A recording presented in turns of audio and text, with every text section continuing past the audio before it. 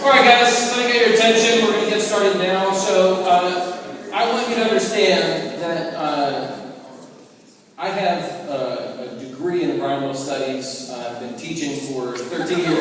And no. I mean this with the utmost respect to El Gutterino over here, okay? Because Mr. Gutt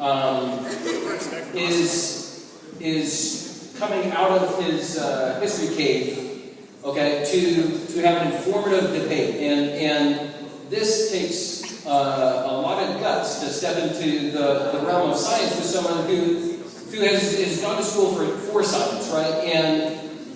And so it's important for you to realize that he's put a lot of research into his opinion, just as I have research. No, because I have an opinion too, right? And both of us have evidence to support that opinion. And if there's anything that you can, come on in y'all, if there's anything that you take home as a message today, it's that right now in politics, there's not a lot of evidence that comes to the plate when it comes to climate science.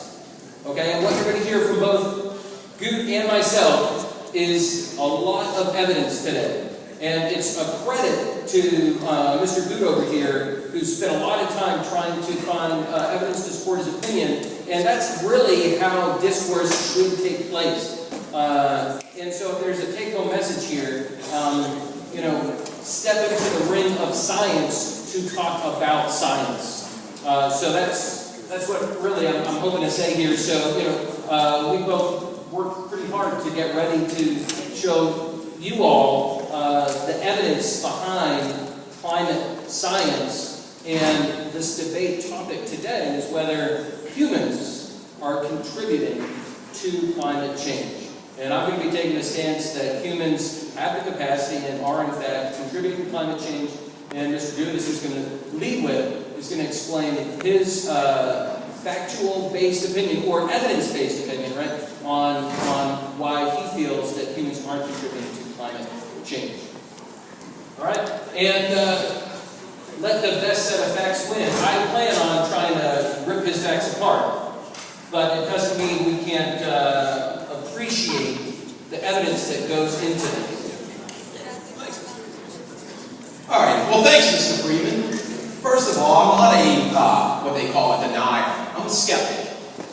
Okay? I mean, I'm not going to tell you that there's no such thing as increased levels of carbon dioxide. I mean, it is, but I just don't think that we are doing this we're not going to affect the climate in any significant way.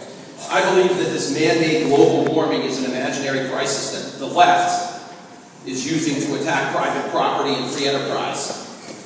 They manipulate facts and logic to create a new world order that will be run under the UN. The UN, of course, is opposed to capitalism and freedom. It's made environmental catastrophism a household topic. Okay? When confronted with evidence that disproves their position, progressive politicians, politically captured scientists, advance this as if it's a scientific fact. It's almost like a new religion for the globalists. Anything that goes counter to what they say, they immediately deny. That's what happens when government hijacks science for political purposes.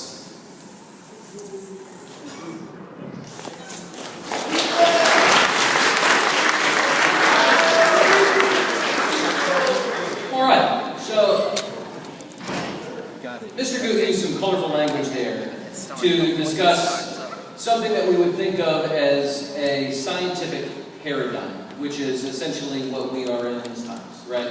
Whereas we're having a scientific consensus where 95% of all peer-reviewed scientific publications are now showing and putting forth the notion that humans have the capacity to alter our climate. So that's a powerful consensus, which Mr. Gutt is referring to as a conspiracy of sorts from a political party. But what we first need to think about is the science that goes into this claim. So that's really where I'd like to start out here. So if we look over the past